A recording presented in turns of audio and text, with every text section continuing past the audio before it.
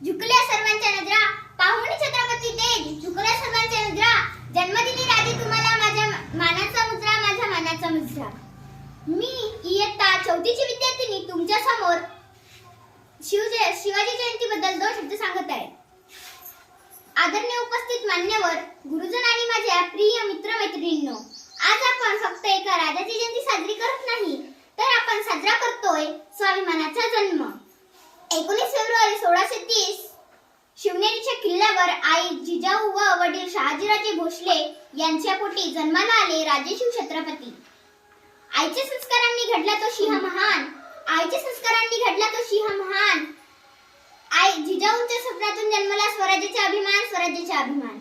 आई जिजाऊंनी त्याला तलवार दिली नव्हती, दिलं होतं धैर्य, दिलं होतं धर्म, दिलं होतं धैर्य, दिलं होतं धर्म, दिलं होतं स्वराज्याचे स्वप्न. त्या संस्कारातून घडला शांतीचा सिंह.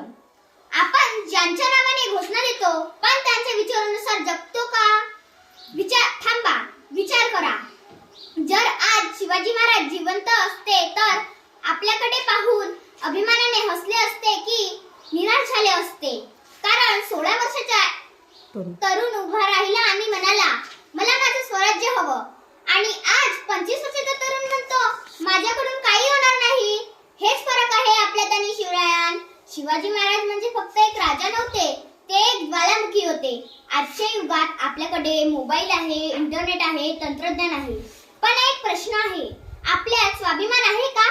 आपल्यात ती जिद्द आहे का जी 16 वर्षाच्या शिवबांच्या छातीत पेटली होती? आज एक छोटी मुलगी सुद्धा या भारतात, या देशात सुरक्षित नाही. खरंच गरज आहे शिवरायांच्या विचारांची. शिवराय हिंदू राजा होते, पण त्यांनी कधीही इतर धर्माचा अपमान केला नाही. त्यांच्या सैन्यात सर्व धर्माचे मावळे होते.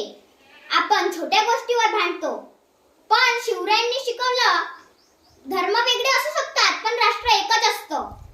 नेतृत्व म्हणजे काय? नेतृत्व म्हणजे सत्ता नाही, नेतृत्व म्हणजे जबाबदारी.